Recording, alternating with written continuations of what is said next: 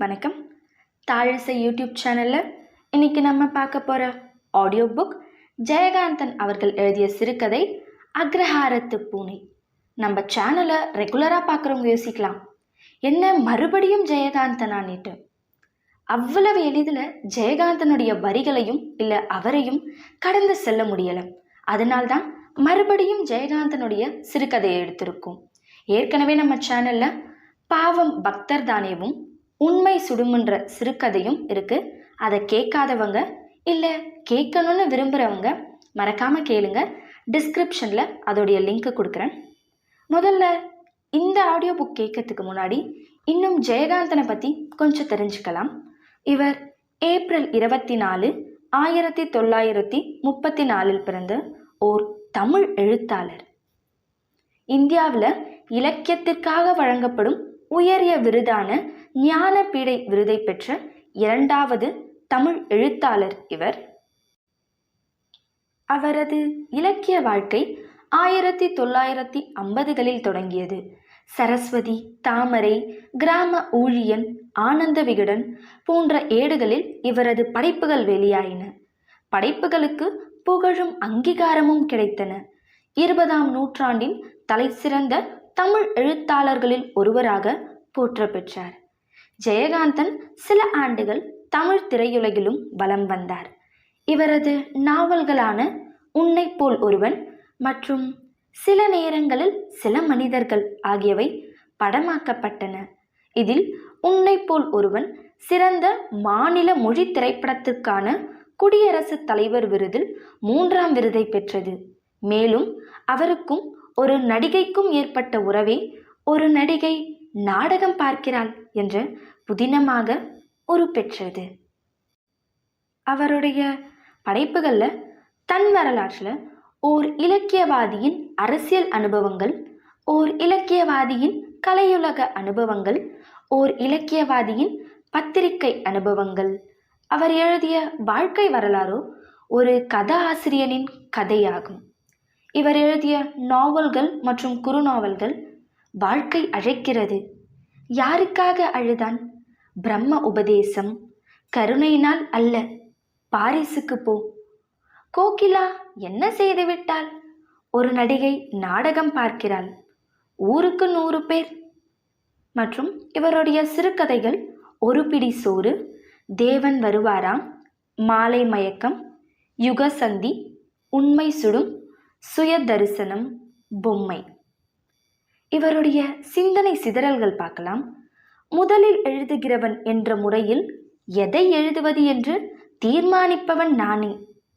ஒரு பாத்திரத்தின் மீது அர்த்தமில்லாத வெறுப்பு அல்லது அசட்டுத்தனமான அனுதாபம் கொள்ளுகின்ற வாசகர்கள் இலக்கியத்தின் மூலம் வாழ்க்கையினை புரிந்து கொள்ள மறந்து விடுகிறார்கள் என்பது இவருடைய சிந்தனை சிதறல்கள். இப்போ நம்மளுடைய ஆடியோ புக் ஜெயகாந்தன் அவர்கள் எழுதிய அக்ரஹாரத்து பூனையை பார்க்கலாம். எங்கள் ஊர் ரொம்ப அழகான ஊர். எங்கள் அக்ரஹாரத்து தெரு ரொம்ப அழகானது. எங்கள் அக்ரஹாரத்து மனிதர்களும் ரொம்ப அழகானவர்கள். அழகு என்றால் நீங்கள் என்னவென்று நினைத்து கொண்டிருக்கிறீர்களோ எனக்கு தெரியாது.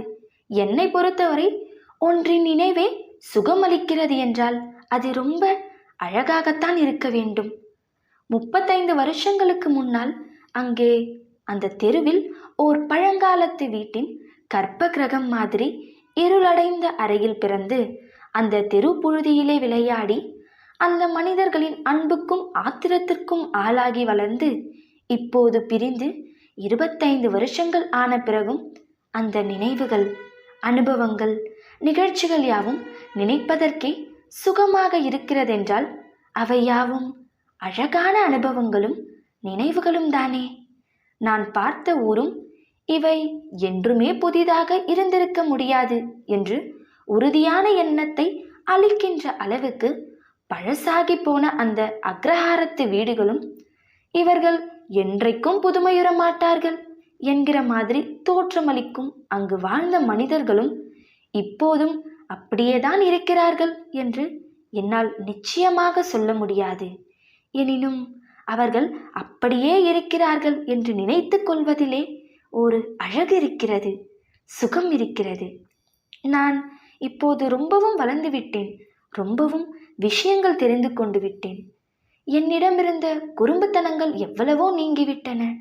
ஆனாலும் கற்பனையாக இத்தனை மைல்களுக்கு அப்பால் இருந்து அந்த ஊரின் தெருவுக்குள் பிரவேசிக்கும் போது கற்பனையால் தூரத்தை மட்டும்தான் கடக்க முடியுமா?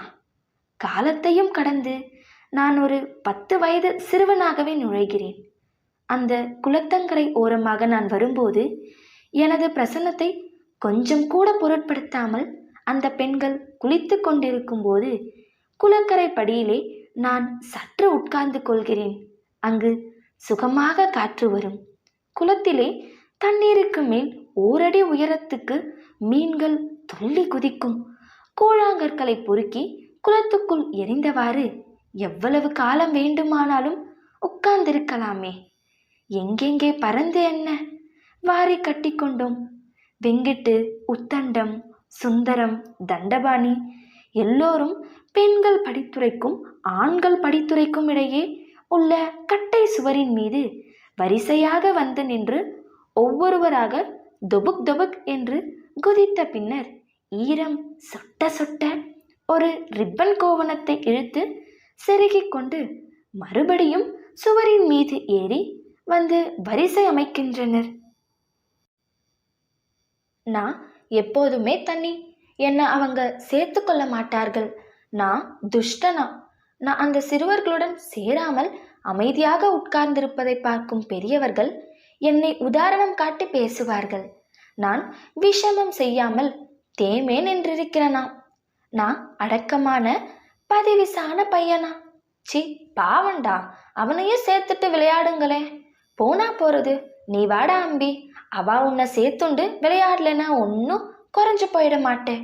நீ வாடா, நான் உனக்கு பட்சணம் தரேன், காப்பி பொடி அரைக்கலாம் வரியா என்றெல்லாம் என் மீது அன்பை சொருகின்ற பெரியவர்களின் அரவணைப்பு எனக்கு மனசுக்கு இதமாக வெது வெது என்றிருக்கும். நான் அவர்களுக்கு காப்பி பொடி அரைத்து கொடுத்துறதிலிருந்து சில நேரங்களில் காலமிக்கி விடுவது வரை எல்லா காரியங்களும் செய்வேன்.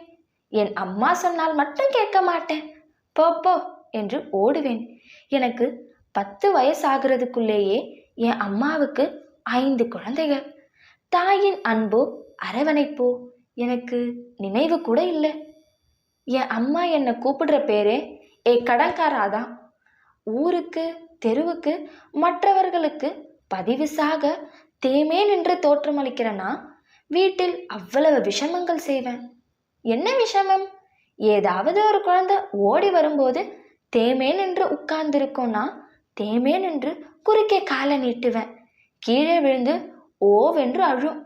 குழந்தைக்கு சில சமயங்களில் மோவாயிலிருந்தோ பல்லிலிருந்தோ ரத்தம் ஒழுகும்.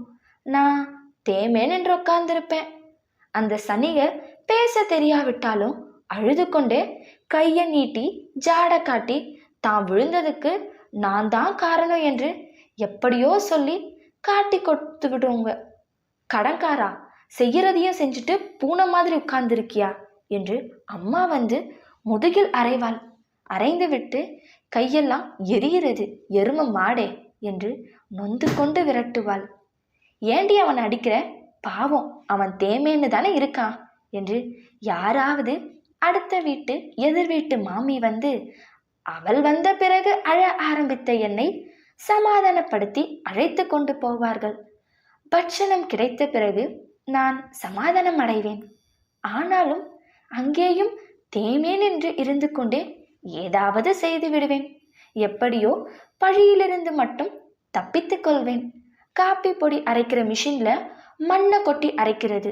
திடீர்னு மாமி இங்கே வந்து பாருங்கோ, யாரோ மிஷின்ல மண்ணை போட்டு அரைச்சிருக்கான்னு கத்துவேன். வேற யாரு, எங்காத்து கடன்காரனாத்தான் இருக்கும் என்று அவர்கள் வீட்டு கடன்காரனை தேடி பிடித்து 4 அறை வாங்கி வைத்து பார்த்தால்தான் ஒரு சந்தோஷம், ஒரு நிம்மதி. என் அம்மா மட்டும் என் மேல் அனுதாபம் காட்டுகிற மாமிகளை எச்சரித்து கொண்டே இருப்பா. அவனை நம்பாதீங்கோ, பார்த்தா மொசன்னு பூனை மாதிரி இருந்துட்டு உடம்பே விஷம். என்னமோ சொல்லுவாளே, பூனை செய்யறதெல்லாம் விஷமோ, அடிச்சா பாவம்னு, அந்த மாதிரி. அதை கேட்டு ஏண்டா அப்படியா என்று அந்த மாமி என்ன பாப்பா, நான் தேமேனுன்றவளை பார்ப்பேன். சீ போடி, என்னத்துக்கு குழந்தைய இப்படி கரிச்சு கொட்டுற, நீ வாடா என்கிற அந்த அணைப்பும் அன்பும் எவ்வளவு இதமாக சுகமாக இருக்கும். ஆனா அந்த அனுதாபம் காட்டுகிற அவர்களுக்கு கூட நான் உண்மையாக வெள்ளையாக இல்லை என்பது எனக்கல்லவா தெரியும். சரி, நான் என்ன சொல்லி கொண்டிருக்கிறேன்? அந்த அக்ரஹாரத்து பூனையை பற்றி சொல்ல வந்து அக்ரஹாரத்து மனுஷாலை பற்றியும் என்னை பற்றியும்னே சொல்லிட்டு இருக்கேன். 25 வருஷத்துக்கு முன்னே 10 வயசு வரைக்கும் வாழ்ந்திருந்த ஒரு கிராமத்தையும் ஒரு அக்ரஹாரத்தையும் அதிலே வாழ்ந்த மனுஷாலையும் பற்றி இன்னும் எவ்வளவு நாளைக்கு வேணும்னாலும் என்னால் சொல்லிக்கொண்டே இருக்க முடியும். எனக்கு அழுக்காது, சலிக்காது. பார்க்க போனா நான் சொல்லிக்கொண்டு பேசிக்கொண்டு எழுதி கொண்டும் இருக்கிற எல்லாமே ஒரு ஊரை ஒரு தெருவை சேர்ந்தவாளை பற்றி தான். மீனா, ருக்கு, பட்டு, லலிதா, கௌரி பாட்டி, ஆனந்த் சர்மா, வைத்தா, ராகவையர், கணபதி ஐயர், சங்கர் சர்மா, இவங்க எல்லாருக்குமே ஒருத்தருக்கு தெரியும். இவா அப்ப இருந்தது இப்ப எப்படி இருப்பான்னு நான் இப்போ கற்பனை பண்றது. இவர்களில சில பேர் எக்கச்சக்கமா பட்டணத்தின் மெர்க்குரி லைட் வெளிச்சத்துல என்னிடம் வந்து சிக்கி கொண்டது. காலத்தினுடைய அடிகளினாலே இவர்கள் வளைஞ்சு போனது, உடைஞ்சு போனது, அடிப்படாமல் ஒதுங்கி ஓடி போனது, அடிபட்டும் ஒண்ணுமில்லைன்னு உடம்ப தொடச்சு விட்டுண்டது, எங்கேயோ பட்ட அடிக்கு எங்கேயோ போய் முட்டுனது. சமயத்துல என்னுடைய வந்து முட்டிக்கொண்டு குட்டு வாங்கி கொண்டு இதை பற்றியெல்லாம் எழுதுறதுல எனக்கு சலிப்பே கிடையாது, அலுப்பே கிடையாது. எனக்கு அவ மேல அப்படி ஒரு பிரம்மை. அவ சம்பந்தப்பட்ட எல்லாமே எனக்கு ரொம்ப வசதி. ஆனா அவர்கள சிலருக்கு இதுவே அழுத்து போச்சு போல இருக்கு. பயமா இருக்கு போல இருக்கு. என்னமோ சங்கடப்பட்டுக்கிறா. என்ன சார், அக்ரஹாரத்து மனுஷால பத்தியே எழுதிண்டுன்னு நான் என்ன பண்ணுவேன்? எனக்கு தெரிஞ்சதை தானே எழுதுவேன். சரி, இந்த தடவை ஒரு மாற்றத்துக்கு அந்த அக்ரஹாரத்து மனுஷாலை விட்டுட்டு எனக்கு தெரிஞ்ச ஒரு பூனையை பற்றி எழுத போறேன். பூனைகளுக்கு நிச்சயமா அலுப்போ சலிப்போ பயமோ சங்கடமோ வராது. பூனைகள் கதை படிக்கிறதோ கதை திருடுறதோ இல்லை. பூனைகளை பார்த்தா நம் கண்ணுக்கு தான் அஷோட பூதி மாதிரி இருக்குமே தவிர பாவம் அதுகளுக்கு அந்த மாதிரி குணமெல்லாம் நிச்சயம் கிடையாது. எனக்கு பூனைகளை கண்டா கொஞ்சம் கூட பிடிக்கிறதில்லை. ஒரு அவஷன். சாதாரணமாக எனக்கு எந்த செல்ல பிராணிகளையும் பிடிக்காது. அருவருப்பாக இருக்கும். சிங்கம், புலி இதெல்லாம் ரொம்ப பிடிக்கும். அதையெல்லாம் பார்த்ததில்லை அல்லவா, அதனாலே பிடிக்கும். பார்த்து பழகிட்டா எதுவுமே பிடிக்காம போறது மனுஷ இயல்பு தானே. அதுவும் பூனை, நாய், பெருச்சாளி இதையெல்லாம் யாருக்கு தான் பிடிக்கும்? யாருக்குமே பெருச்சாளி பிடிக்காது. அப்போல்லாம் எனக்கு பொழுதுபோக்கே கொலை பண்ணுறது தான். தேமேன்னு உட்கார்ந்துண்டு ஒரு கட்டெரும்பை பிடிச்சு 2 காலை கிள்ளிட்டு அது ஆடுற நடனத்தை ரசிக்கிறது. ஒரு குச்சியாலே அதன் நடு முதுகுல அழுத்தி குத்தி அதை 2ஆக்கி அந்த 2 துண்டும் எப்படி துடிக்கிறதுன்னு ஆராயிறது. பல்லியை அடித்து வால் துடிக்கிறத பார்க்கறது. தும்பியை பிடிச்சு வாலில் நூல் கட்டி சங்கீதம் பாட வைக்கிறது. மரவெட்டை, வளையல் பூச்சி, ஓனா இதுக்கெல்லாம் அந்த காலத்தில் நான் ஒரு யமக்கிரகன். எங்கள் தெருவில் நுழையிற எந்த நாயும் என்னை பார்த்துட்டா அதுக்கப்புறம் தைரியமாக முன்னேறி வராது. அப்படியே வாபஸ் தான். ஜெயா மாமி வீட்டு திண்ணையில் நான் பாட்டுக்கு தேமேன்னு உட்கார்ந்துட்டு இருக்கேன். பக்கத்தில் ஒரு குவியல் கருங்கல் நானே செலக்ட் பண்ணி பொறுக்கி சேர்த்து வச்சது. அதோ தூரத்தில் ஒரு நாய் வருது. இதுக்கு முன்னேயே ஒரு தடவை அதை 3 காலில் ஓட வச்சிருக்கேன். உடனே நான் தூணில் மறைகிறேன். அடிக்கிறவனுக்கே எவ்வளவு உஷார் உணர்ச்சி இருந்தா அடிப்படுகிற அதுக்கு இருக்காதா? 2 காதையும் குத்திட்டு நிமிர்ந்துண்டு சட்டுன்னு என்னை பார்த்துடுத்து. டே அடிப்பியா, நான் பாட்டுக்கு போயிடுறேன்டா என்பது போல் ஒரு பார்வை. நான் உடனே அதை பார்க்காத மாதிரி முகத்தை திருப்பிண்டுன்ற. அதுக்கு கொஞ்சம் தைரியம். அந்த எதிர்வீட்டு வரிசை ஓரமா 2 பின்னங்காலுக்கும் நடுவில் வாழை இடுக்கிண்டு என் மேலே வச்ச கண்ணை எடுக்காமலேயே நகர்ந்து வருது. என் கையெல்லாம் பரபரக்கிறது. பல்ல கடிச்சுண்டு என்ன அடக்கிக்கிறேன். இதோ அது எனக்கு நேரே வந்துட்டது. சி, அந்த வேகமெல்லாம் இப்போ வராது. நான் என்ன பண்ணினேன்னு யாருக்கும் தெரியாது. தெருவையே கூட்டுற மாதிரி கத்திண்டு என்ன ஓட்டம் ஓடுறது. அது தலையில குறி வச்சாதான் காலில் படும். பட்டுடுத்து. நான் தேமேன்னு உட்கார்ந்துருக்கேன். சத்தம் கேட்டு ஜெயா மாமி உள்ளே இருந்து வரா. சடக்குன்னு திண்ணையில இருந்த கல்லையெல்லாம் கீழே தள்ளிடுறேன். ஏண்டா, நாயை யார் அடிச்சது? ஐயையோ, நான் இல்லை மாமி. சரி, யாரையாவது கூப்பிடு. வெந்நீர் உள்ள ஒரு பெருச்சாளி வெளியே போக முடியாம நிக்கிறது. யாரையாவது கூப்பிடுடா அம்பி. அவ்வளவுதான். ஒரு விறகு கட்டைய தூக்கிண்டு நான் போறேன். மாமி கத்துறா. வேண்டாண்டா, வேற யாராவது கூப்பிடு. அது உன் மேல பாஞ்சிடும். வெந்நீர் உள்மூலையில அதை கார்னர் பண்ணிட்டேன் நான். பெருச்சாளி தலையை தூக்கி என்னை பார்த்து சீறிண்டு நிற்கிறது. தலையை குறிப்பாத்து நச்சுன்னு ஒரு அடி. சனிய தன்னையே பிரதர்ஷனம் பண்ணிக்கிற மாதிரி சுத்தி சுத்தி வெந்நீரில் பூரா ரத்தம் கக்கி செத்துடுத்து. ஜெயா மாமி பயந்துட்டா. நானும் பயந்த மாதிரி மாமி மாமின்னு கத்துனேன். ஜெயா மாமி ஓடி வந்து என்ன கட்டி பிடிச்சுண்டா. நோக்கு இந்த வேலை வேண்டாம்னு சொன்னேனோ. கருமத்தை பார்க்காதே, வா. ராக்காயி வந்தா கழுவி விட சொல்லலாம். பயந்து நின்னுட்டு இருக்க என்ன ஆதரவா ஜெயா மாமி அணைச்சுக்கிறா. பெரியவா அணைச்சுண்டா. என்ன சுகமா இருக்கு. அந்த பெருச்சாளி என்னை பார்த்து சீரலன்னா எனக்கு அவ்வளவு கோபம் வந்திருக்காது. அது மட்டும் என்னை பார்த்து சீறிட்டு தப்பிச்சும் போயிருந்தா நான் அழுதிருப்பேன். கொலை செய்யறதை தவிர இன்னொரு பொழுதுபோக்கும் எனக்கு உண்டு. அது என்னன்னா, கொலை பண்றதையும் கூறு போட்டு விற்கிறதையும் வேடிக்கை பார்க்கறது. அந்த அக்ரஹாரத்து கடைசியில ஒரு திடல் உண்டு. அந்த திடல்ல இருக்கிறாவெல்லாம் என்னமோ ஒரு பாஷை பேசுவா. ஆடு மாடு கோழியெல்லாம் வச்சிருப்பா. அங்கே ஒரு கடா மீசக்காரன் இருப்பான். வெங்கிட்டு சுந்தரம் உத்தண்டம் இவங்களுக்கு எல்லாருக்கும் அவனை கண்டாலே டபிள்ஸ் தான். எனக்கு அவனை கண்டா பயமே கிடையாது. அவன் எப்போடா நம்ம தெரு வழியா வருவான்னு காத்துண்டே இருப்பேன். அவன் சாயங்காலம் 4 மணிக்கு எங்க தெரு வழியா அந்த திடலுக்கு திரும்பி போவான். நான் அவனையே பார்த்துண்டு இருப்பேன். அவன் மீச எனக்கு ரொம்ப பிடிக்கும். ஒரு துருப்பிடிச்ச கருப்பு சைக்கிள்ல அவன் வருவான். அந்த சைக்கிள்ல அவனை பார்த்தா ஆடு மேல ஒரு ஆள் உட்காந்து சவாரி பண்றாப்ல இருக்கும். சைக்கிள் ஹேண்டு பார்ல ஒரு காக்கி பை இருக்கும். அதுல ரத்த கரையா இருக்கும். ஈ மொய்க்கும். அது உள்ள இருக்கிற கத்தியோட பிடி மட்டும் தெரியும். நான் பெரியவனான அப்புறம் அவனை மாதிரியே மீச வச்சுருவேன். இன்னும் பெரிய கத்தியா வச்சுக்குவேன். யாரானும் சண்டைக்கு வந்தா வெட்டிடுவேன். பெரியவனானா நிச்சயமா மனுஷாலையும் வெட்டுவேன். என்னை கண்டு எல்லோரும் பயப்படணும். இல்லாட்டா கத்தியாலே வெட்டுவேன். நான் என்ன சொல்லி கொண்டிருக்கிறேன்? அக்ரஹாரத்து பூனை பத்தி அல்லவா சொல்ல வந்தேன். பரவாயில்ல, பூனைய பத்தி சொல்ல இடம் வந்தாச்சு, சொல்லிடுறேன். எங்க அக்ரஹாரத்துல ஒரு பூனையும் உண்டு.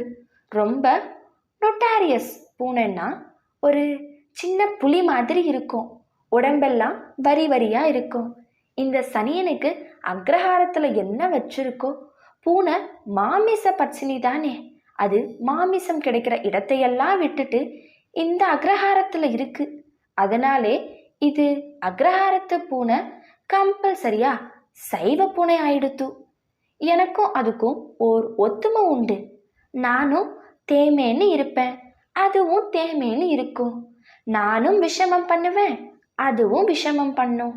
நானும் எல்லாரத்துலேயும் போய் விஷமம் பண்ணுவேன், அதுவும் எல்லார் ஆத்துலேயும் போய் விஷமம் பண்ணும். ஒரு நாள் ஜெயா மாமி ஓன்னு அலறிண்டு சபிச்சா. இந்த கட்டையில போற பூனை ஒரு படி பாலையும் சாச்சு கொட்டிடுத்தே. அந்த பெருச்சாலி அடிச்ச மாதிரி இதை யாராவது அடிச்சு கொன்னா கூட தேவையில்ல. ஊஞ்சல்ல படுத்துண்டு பிசிறிண்டு இருந்த மாமா சொன்னார், வாயை அலம்புடி, பாவம் பாவம், பூனைய கொல்றதுன்னு நினைச்சாலே மகா பாவம். நான் தேமேன்னு நின்னுண்டு கேட்டுன்னு இருந்தேன். பெருச்சாளி அடிச்ச மாதிரி பூனைய அடிக்க முடியாதுன்னு எனக்கு தெரியும். பெருச்சாளி சீரித்தே, ஆனா பூனை பாஞ்சு கொதறிப்பிடும் கொதறி. பூனை முதல்ல பயப்படும், கத்தும், ஓட பார்க்கும். ஒன்றும் வழி இல்லைன்னா ஸ்ட்ரைட்டா அட்டாக் தான். எனக்கு ஞாபகம் இல்லாத வயசுல ஒரு பூனை என் வயிற்ற கீறி வடு இப்பவும் அரைஞ்சான் கட்டுற இடத்துல நீளமா இருக்கே. சின்ன குழந்தையா தவழ்ந்துண்டு இருந்த பருவம்.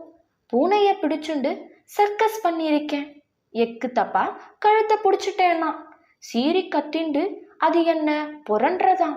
நான் ஓன்னு அலறிண்டு அதை கழுத்தை விடாம நெருக்கிறனா. அம்மா இப்பவும் சொல்லுவா, அந்த வடு இப்பவும் அடி வயிற்றுல இருக்கு. அன்னைக்கு சாயங்காலம் எங்க வீட்டு தோட்டத்துல அந்த பூனையை நான் பார்த்தேன். எங்க வீட்டுக்கும் அடுத்த வீட்டுக்கும் நடுவே வேலியோரமா போய்கொண்டிருந்தது அந்த பூனை. போற போக்குல ஒரு தடவை திரும்பி பார்த்தது. நானும் பார்த்தேன், முறைச்சி பார்த்தேன். உடனே அதுவும் கொஞ்சம் உஷாராகி நன்னா திரும்பிண்டு என்னையே முறைச்சி பார்த்தது. நான் அது மேல பாய்கிற மாதிரி குதிச்சு பயம் காண்பிச்சேன். அது பயப்படல, கொஞ்சம் தரையில பம்மி நிமிர்ந்தது, அவ்வளவுதான். இது என்ன பயப்பட மாட்டேங்கிறதேன்னு எனக்கு கோபம். ஆத்திரத்தோடு நானும் முறைக்கிறேன், அலட்சியமா அதுவும் முறைக்கிறது. அது ஒரு மௌனமான சவால் மாதிரி இருந்தது. சிவப்பா வாயை திறந்து என்னை பார்த்துண்டே மியாவுன்னு அது கத்துனப்போ அது தன் பாஷையில என்னை சவாலுக்கு அழைக்கிற மாதிரியே இருந்தது. அதெல்லாம் பெருச்சாலிக்கிட்ட வச்சுக்கோ, நம்ம கையில நடக்காது. இரு ஒரு நாளைக்கு உன்னை பிடிச்சு கோணியில அடைச்சு துவைக்கிற கல்லுல அடிச்சு. மியாவ், சும்மா பூச்சி காட்டாத, முதல்ல என்னை பிடிக்க முடியுமா உன்னால? சட்டுன்னு வேலியை தாண்டிடுத்து. அடுத்தாத்து தோட்டத்துல நின்னுண்டு வேலி வழியா என்னை பார்த்து முறைக்கிறது. எங்க போயிட போற? உன்னை பிடிக்கலன்னா பேரை மாத்தி வச்சுக்கொன்னு நான் அதுக்கு பதில் சொல்ற மாதிரி ஒரு சின்ன மியாவ். பாப்போமான்னு அதுக்கு அர்த்தம். பார்க்கலாம்னு. அன்னைக்கு ராத்திரி பூரா நான் தூங்கல, அந்த பூனையும் தூங்கல. ராத்திரி பூரா குடுகுடுன்னு ஓட்டு மேல ஓடுறது. இன்னொரு பூனையையும் ஜோடி சேர்த்துண்டு ஒரு ராட்சச குழந்தை அழற மாதிரி ரெண்டும் அலறிண்டு காய்ச்சி மூச்சுன்னு கத்தி ஒன்று மேல ஒன்று பாஞ்சி பிராண்டிண்டு. எங்க வீட்டு ஓட்டுக்கூரை மேல ஒரே ஹதம். எங்கேயோ ஒரு ஓடு வேற சரிஞ்சு பொத்துன்னு தரையில விழுறது. திண்ணையில படுத்துண்டு இருந்த தாத்தா தடியை எடுத்து தரையில தட்டி ஷூ ஷூன்னு விரட்டுறாரு. ரெண்டும் ஒன்று பின்னாடி ஒன்று குதிச்சு தெருவுல குறுக்கா ஓடி ஜெயா மாமி ஆத்துக்கூரையில ஏறினத நிலா வெளிச்சத்துல நான் நன்னா பார்த்தேன். அடுத்த நாள் அதை வேட்டையாடுறதுன்னு தீர்மானம் பண்ணிட்டேன். ஜெயா மாமி ஆத்து வெந்நீர் உள்ள ஒரு தட்டு நிறைய பாலை வச்சேன். ஒரு கதவை மட்டும் திறந்து வச்சுட்டேன். ஜன்னல் கதவை மூடிட்டேன். மத்தியானம் சாப்பிட கூட ஆத்துக்கு போகாம காத்துண்டு இருந்தேன். கடைசியில மத்தியானம் 3 மணிக்கு பூனை பெரியவாள் வந்தா. நான் கிணற்றடியிலிருந்து இவ்வளவையும் பார்த்துண்டே இருக்கேன். மெதுவா அடி மேல அடி வச்சு பூனை மாதிரி போனேன். அவ பின்ன பக்கம் மட்டும்தான் தெரிகிறது. ஒரு தட்டு பாலையும் புகுந்து விளாசிண்டு இருக்கா. டப்புன்னு கதவை மூடிட்டேன். உள்ளே சிக்கின்ற உடனே பாலை மறந்துட்டு கதவை பெறான்றது. மாமி மாமி ஓடி வாங்கோ, பெரியவா இங்க சிக்கின்றான்னு கத்துறேன். மாமி வந்து பார்க்கறான். பூனை உள்ளேயே கத்திண்டு இருக்கு. என்னடா வெந்நீர் உள்ள பூனையை வச்சு மூடிட்ட, நாம எப்படி உள்ள போறது? நாம உள்ளே போறச்சே அது வெளியே போயிடாதோ? இப்பதான் முதல் கட்டம் முடிஞ்சிருக்கு மாமி, அதிலேயே ஜெயம். நீங்க உள்ளே போங்கோ, கடைசி கட்டத்துல கூப்பிடுறேன். மாமி மனசுல அந்த பெருஞ்சாலி வதம் ஞாபகம் வருவது போல இருக்கு. அம்பி வேணாண்டா, அதை ஒன்றும் பண்ணிடாதே, ஜென்மத்துக்கும் மகா பாவம், வேண்டாம். நான் அதை கொல்லல மாமி, கோணியில் போட்டு கொண்டு போய் விரட்டி விட்டுடுறேன். ஆமாம், விரட்டிட்டு நீ திரும்பி வரதுக்குள்ள அது இங்கே வந்து நிற்கும். ஜெயா மாமி பரிகாசம் செய்துவிட்டு போனாள். நான் மனதுக்குள்ளே நினச்சுண்டேன், அதை திரும்பி வராத ஊருக்கு அனுப்பிச்சிட்டு தானே வரப்போகிறேன். அக்ரஹாரத்தில் அன்னைக்கு நான் தான் ஹீரோ. விளையாடும் போது என்னை சேர்த்துக்காத பையன்கள் எல்லாம் அன்னைக்கு என் பின்னாடி வராங்க. நான் பூனையை கோணியில கட்டிண்டு போகிறேன். ஹோன்னு கத்திண்டு என் பின்னாடி பையன்கள் எல்லாம் வரான். எங்கள் அம்மா வாசல்ல வந்து நின்னுண்டு திட்டுறா, ஏ கடன்காரா, கட்டில போகிறவனே அழிஞ்சு போகாதே, பூனை பாவத்தை கொட்டிக்காதே, ஒரு முடி விழுந்தாலும் எடைக்கு இடம் தங்கம் தரணும்பா, உங்கள் அப்பா வரட்டும் சொல்லி உன்னை கொன்னு குழிய வெட்டி. அதை நான் காதிலேயே வாங்கிக்கல. கோணியை தூக்கிண்டு தெருக்கோடியில் இருக்க மண்டபத்தில் போய் உட்கார்ந்துட்டோம் எல்லாரும். கோணியிலிருந்து பூனையை எடுத்து ஒரு கைத்துல கட்டி பிடிச்சுண்டா வேடிக்கை காட்டலாம்னு உத்தண்டம் யோசனை சொல்றான். ஆனா பூனைக்கு யாரு கயிறு கட்டுறது? அதெல்லாம் ஒன்றும் வேண்டாம், அந்த கடாமீசக்காரன் இப்போ வருவான், அவங்கிட்ட கொடுத்தா போதும். அப்படியே கோணியோட வச்சு ஒரு சதக், ஆட்டம் க்ளோஸ். அவன்கிட்டே நீ தான் கேட்கணும் என்று அவன் வருவதற்கு முன்னாடியே பயப்பட ஆரம்பிச்சுட்டான் சுந்தரம். இந்த பையன்களை வச்சுண்டு இந்த காரியம் செய்யறது சரின்னு தோணல. பயந்துடுவான்கள். டேய், நீங்கெல்லாம் ஆத்துக்கு போங்கோ, அவன் வெட்டுறத பார்த்து பயப்படுவேல். அப்புறம் உங்க அம்மா என்ன வைவா, பையன்களை எல்லாம் விரட்டுறேன். அன்னைக்கு அங்கே ஆட்டை நறுக்கினானே, நீ காட்டினியே, நான் பயந்தேனா? நான் இருக்கேன்டா. ஆனா ஒன்று, இந்த விஷயத்த யாரும் ஆத்துல போய் சொல்லப்படாது, சத்தியம் பண்ணுங்கன்னு கேட்டேன். சத்தியமா சொல்ல மாட்டோம். எல்லோரும் சேர்ந்து ஒரு கோரஸ். கடா மீசக்காரனை நாங்களெல்லாம் எதிர்பார்த்துட்டு இருக்கோம். கடைசியில சாயங்காலம் 4 மணிக்கு ஆட்டு மேல உட்காந்து ஆள் சவாரி பண்ற மாதிரி தெருக்கோடியில அவன் வர்றது தெரிகிறது. பையன்களெல்லாம் மண்டபத்துல ஆளுக்கு ஒரு தூண் பின்னால ஒளிஞ்சின்றாங்க.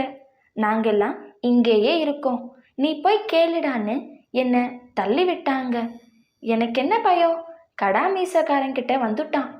நான் ஒரு குட் மார்னிங் வச்சேன், அவனும் எனக்கு ஒரு சலாம் போட்டானே.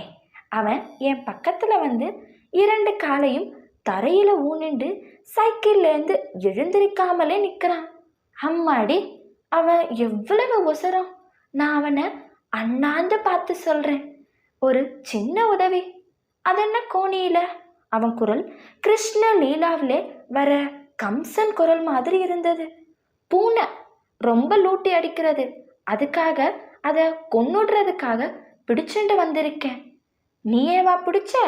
நான் பெருமையா தலைய ஆட்டுறேன். அவன் மண்டபத்தில் ஒளிஞ்சிட்டு இருக்கிற பையன்களையெல்லாம் ஒரு தரம் பார்க்கறான், என்னையும் பார்க்கறான்.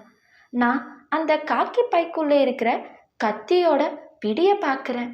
வெட்டுறதுக்கு கத்தி வேணுமான்னு அவன் என்னை பார்த்து கேட்குறான். ஓஹோ, நீங்க தானே ஆடெல்லாம் வெட்டுவேல், அதனால நீங்களே இதை வெட்டணும் ஓன்னு யோசிச்சுட்டே அந்த கத்தியை எடுக்கிறான். பெரிய கத்தி, விளிம்பிலே கட்டை விரலை வச்சு கூர் பார்த்துண்டு அவன் சொல்கிறான், பூனையை இது வரைக்கும் நான் வெட்டினதே இல்லை, ஏன்னா நாங்கள் பூனையை சாப்பிட்றதும் இல்லை. நான் வெட்டி தரேன், நீங்கள் சாப்பிடுவீங்களா? வெட்டி குழியிலே புதைச்சிடலாம், அப்பதான் பாவம் இல்லை. நான் எதுக்கு ஆட்டை வெட்டுறேன்? எல்லோரும் அதை தின்றாங்க, அவங்க சாப்பிடலன்னா நான் வெட்டவும் மாட்டேன். நான் ஆடு வெட்டுறப்ப நீ பார்த்துருக்கியா? ஓ, பார்த்துருக்கேனே. நீங்க ஏதோ மந்திரம் சொல்லி வெட்டுவீங்க, அதே மந்திரத்தை சொல்லி இதையும் வெட்டுங்க, அப்போ பாவம் இல்லை. மந்திரம் சொல்றது அதுக்கில்ல தம்பி, ஒரு தொழிலை ஆரம்பிக்கிறப்போ ஆண்டவனை தொழுவுறது இல்லையா, அதுதான். வெட்டுறது விளையாட்டு இல்லை தம்பி, அதுதான் என் குடும்பத்துக்கெல்லாம் கஞ்சி ஊத்துற தொழில். அதுக்காக உன்கிட்ட காசு கீசு கேட்கல, நான் வெட்டுடுறேன், யாராவது சாப்பிட்டா சரி, எதையும் வீணாக்க கூடாது. வீணாக்குனா அது கொலை, அது பாவம். என்ன சொல்ற? இன்னைக்கு மட்டும் ஒரு தடவை விளையாட்டுக்காக இந்த பூனையை வெட்டுங்களேன். அவன் லேசா சிரிச்சு என் மோவாயை நிமித்தி கையில் ஏந்திண்டே சொன்னான். அவன் விரலெல்லாம் பிசு பிசுன்னு இருந்தது. விளையாட்டுக்கு கொலை பண்ண சொல்றியா? விளையாட்டுக்கு வெட்ட ஆரம்பிச்சா கத்தி பூனையோடு நிற்காது தம்பி. நான் உன்னை கேட்குறேன், விளையாட்டுக்கு உன்னை வெட்டுனா என்ன? எனக்கு உடல் வெடுவெடுக்கிறது. அந்த பூனை விஷமம் பண்ணுறதே, நீ விஷமம் பண்ணுறது இல்லையா? பூனைன்னா விஷமம் பண்ணும், விஷமம் பண்ணாதான் பூனைன்னு பேர். அதே மாதிரி நீயும் விஷமம் பண்ணுவே. சின்ன பிள்ளைங்கன்னா விஷமம் பண்ணும் தான், பூனையும் விஷமம் பண்ணட்டுமே. வீட்டில் அடுப்பங்கரையை பூட்டி வைக்க சொல்லுன்னு சொல்லிண்டு என் கையில் இருந்த கோணியை பிரித்து உதறினா. ஒரே ஜம்பு, திரும்பி பார்க்காம ஓடிட்டது பூனை. பையங்களெல்லாம் சிரிச்சாங்க.